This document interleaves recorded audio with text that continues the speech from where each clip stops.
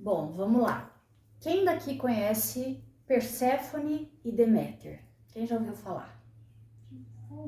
Tentando Sim, aqui. a gente se conhece, mas não lembra de onde, né? Já fui apresentada. Foi apresentado, mas se esqueceu, vamos lembrar, né? A mitologia grega não precisa nem falar mais nada, que é o grande depositário de sabedoria, é a psicologia da antiguidade. Ela transcrevia e traduzia as verdades humanas para aqueles que a escutavam, a fim de que instruir, mas também transformar. E todo conto, ou todo mito, toda expressão cultural que perdura por muito tempo, vai sendo refinada e trazendo a essência do ser humano. Né? Eu tenho um carinho muito grande pela mitologia grega, e esse mito, ele fala muito comigo, porque ele fala de uma mulher, na verdade duas mulheres, que justamente fazem uma travessia, e ele nos convida para fazermos essa travessia, não é? Perséfone, também conhecida como Rainha das Profundezas, a deusa do submundo, tem um percurso que pode nos ensinar. Ela não começa como Perséfone, ela começa como Coré, que no grego significa jovem, donzela, pura, inexperiente, né? Aquela que está no começo da vida, não sabe muito nem da vida nem de si. E ela é filha de Deméter, também conhecida como Ceres, a deusa da fertilidade, né? A deusa da criação, na qual os gregos prestavam culto por ser ela a grande nutridora, né? Então nós temos essas duas mulheres e uma história que vai modificar a vida delas. E eu espero que modifique a nossa vida também. Pois bem, Perséfone, a jovenzinha, filha da mãe, colada com sua mãe Ceres, muito protegida, muito amada, brinca despreocupadamente como toda jovenzinha, não é? A ela só cabe isso, brincar, se deleitar com a natureza, porque todas as outras questões a mãe toma conta, a mãe é sua guardiã. E Coré está ali, né, nos jardins do Olimpo, brincando, admirando as flores, e chama atenção uma flor chamada Narciso, que é uma flor de uma pureza muito bonita. E conforme ela se debruça, né, para colher esse narciso, a terra se abre. Uma grande ruptura acontece e desse buraco que se abre no chão, surge Hades, o deus do submundo. Um ser totalmente temido por ter uma fama, né, de garoto mau, por suas questões instintivas estarem muito afloradas. Ele não é um ser belo, ele é um ser assustador, como são os nossos instintos, né? Ele é um ser que traz a agressividade, que traz a sexualidade, que traz as sombras que todo ser da superfície, né, como nós, faz questão de negar, porque é uma violência, né? O instinto, ele é uma violência para o nosso ego. Mas então Hades, representando isso, ele surge e traga Perséfone, leva ela para as profundezas, leva ela para o seu território. A jovem, aterrorizada, grita, esperneia, meio que desmaia, entra em choque, primeiro, por ser separada da mãe, que era a fonte de proteção, de referência, e segundo, por ver face a face uma criatura tão assustadora, né? Hades a leva para o mundo subterrâneo, a terra se fecha e não tem sinal de Perséfone. Nesse sequestro, ela passa por várias fases, né? Ela tem essa ruptura, ela tem essa perda, e lá, nesse literalmente inferno, né? Ela tem que dar conta de coisas que ela não está preparada. Ela tem que olhar ali a nudez daquilo que é posto diante dela, e o que a princípio a choca. Ela chora, ela fica sem comer, ela entra em crise, ela se apavora, enfim, tudo aquilo que acontece com a gente também. Quando nós nos deparamos com algum aspecto ou da gente ou do outro que nos é colocado assim na surpresa e você fala, mas como assim, né? Isso o Jung chama de sombra, né? As nossas sombras, aquela parte do nosso inconsciente que a gente faz questão de deixar ali, como se ela fosse perigosa. E ela só é perigosa quando a gente nega. Porque quando a gente integra, quando a gente se aproxima, quando a gente faz amizade, a gente vai extraindo força, né? A parte instintiva, ela fala muito dos instintos de sobrevivência, que é a agressão e a sexualidade. Sem isso, não é? Ninguém sobrevive. E é um tabu, né? E nós, muitas vezes, também somos sequestradas desse mundo da superfície e levadas, por alguma circunstância, a encarar isso que existe em nós e que por ser tão banido, tão pavoroso, né, fica ainda maior. E é o que acontece com Perséfone. Ela passa meses nessa luta, nessa tristeza, nessa indignação e aos poucos vai tendo que olhar para aquilo, né? É como entrar numa análise, né? Você vai meio assim porque alguma coisa te assustou, mas aos poucos você vai ter que digerir aquilo e se confrontar com esse aspecto seu. E a vida também traz isso, né? Quem aqui nunca teve uma perda, uma ruptura, uma referência, um conceito nosso que foi rasgado, que a gente fala, nossa, fiquei sem chão, né? Seja um relacionamento que se perde, seja um emprego, seja uma visão de mundo, enfim, 1000 coisas podem acontecer que o chão abre aos nossos pés. E aí a gente é obrigado a confrontar com a sombra do outro, com a nossa sombra e com coisas, mas enfim. Perséfone reluta, sofre e fica lá. Paralelo a isso, né, ali no mundo da superfície, a mãe, Deméter, fica completamente assim devastada, furiosa, enlouquecida, porque onde já se viu mexer com a cria dela, né, o prolongamento dela. E Perséfone não é apenas, né, um fruto, é a razão da existência, porque só existe uma mãe se existe uma filha. E ela era a deusa mãe. Logo, se tira o filho, a mãe passa a ser o quê? Né? Hoje a gente chama isso de síndrome do ninho vazio. Né? Quando os filhos saem ou tomam decisões que não são exatamente aquilo que a família acredita, enfim, busca outros valores, às vezes não é nem uma saída física, mas é uma saída psicológica. E as mães, os pais, tipo, perdi meu filho, né? Ficam assombrados. E se esse arquétipo da mãe tá muito fixado, vai adoecer. Ou vai infernizar a vida do filho, né? Ou vai querer engolir esse filho, ou vai adoecer. Por quê? Como assim? Meu filho foi criado para suprir minhas expectativas. Eu dei a vida. Eu renunciei. Tá rindo aí? eu renunciei, né? Agora, como assim? O filho muda de ideia e vai embora, né? Mas é isso. E Ceres, ela tá cristalizada nesse papel de mãe. Nisso, ela se torna uma mulher infernal. Porque ela, que é a deusa da fertilidade e das colheitas, ela fala, tô com ódio, para tudo. A terra não vai mais produzir, a chuva não vai mais cair, os animais não vão mais procriar. Acabou. Se eu não posso ter a minha filha e ser plena, ninguém mais vai ser pleno. Né? Vira aquela mãe irada, furiosa, vingativa, e aí o mundo para. E aí, assim, o Olimpo pira, né? Como assim? Para tudo, a fonte não dá mais água, greve geral. Por quê? Porque Deméter está furiosa. Deméter não sabe levar vida se a filha dela saiu do lugar, né? Não está mais no território dela. E Deméter, nesse ataque de fúria e depressão, não come, não bebe, não dorme, não toma banho, né?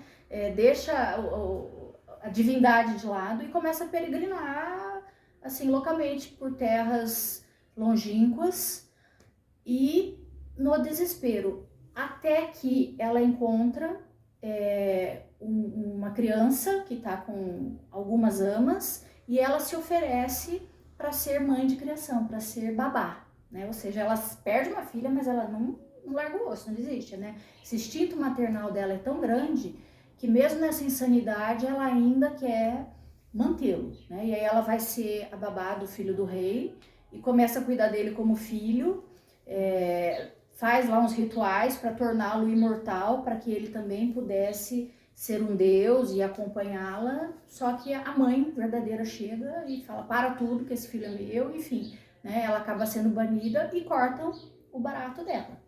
Então, assim, Ceres sofre, né, Ceres, Deméter, para se deslocar desse lugar de mãe e poder ser outra coisa. Depois disso, ela se entrega, ela fica completamente devastada e não tem nada que a tire desse lugar. Outros deuses, outros seres, né, do Olimpo tentam convencê-la, tentam animá-la, não tem jeito. E para nossa surpresa, aparece uma deusa que o povo abafa um pouco, poucos conhecem a história dessa deusa, porque ela também é muito selvagem, muito instintiva e por isso banida. É a deusa Balbo.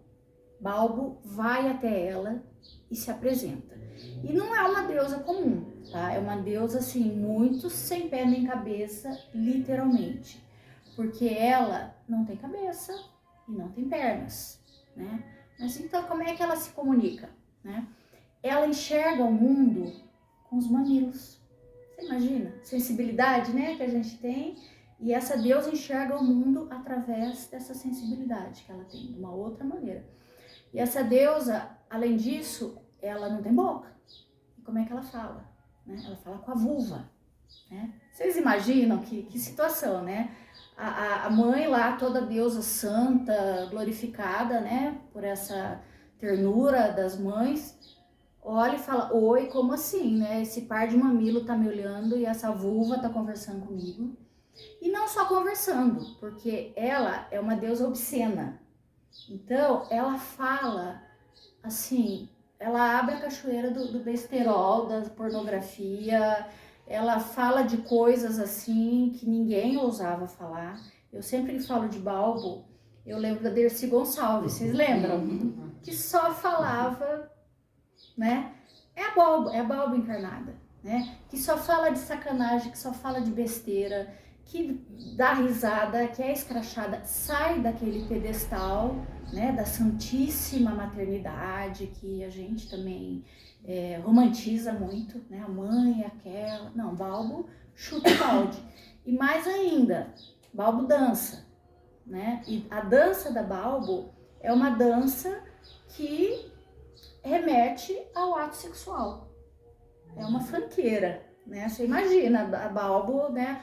E a Deméter fica assim tão chocada com aquilo que de repente ela cai na gargalhada, porque é tão surreal. E a gargalhada diante desse profano, diante dessa surpresa, diante de tanta, né, para ela tanta insanidade, tanta obscenidade, ela começa a rir e o riso diante disso é o primeiro passo da cura, não é? Ela começa a se reintegrar quando um elemento mais surge, que é justamente esse lado carnal, né? Deméter era a sagrada maternidade, a Santa Mãe.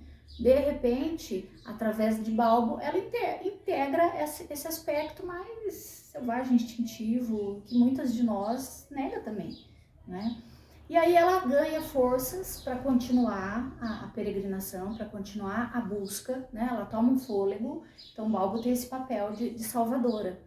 E ela segue o caminho dela, vai perturbar um montão de deuses, mas eu chego lá, vamos parar por aqui. Enquanto isso acontece na superfície, o que acontece na profundidade?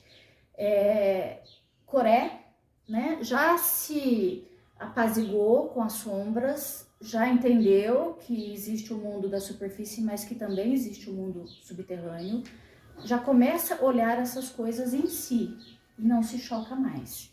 E esse é o momento da transformação, onde da ruptura, né, da quebra do protocolo, do papel, do choque com o instintivo, com o selvagem, ela aceita o chamado, né? Ela para e fala, pera lá, já que, né, não tem jeito, eu tô aqui. E nesse momento, Hades, seu esposo, oferece a ela sementes de romã. Né? Algumas de vocês sabem, a romã, ela é o símbolo da fertilidade, da fecundidade, do amor. né? E da sensualidade também.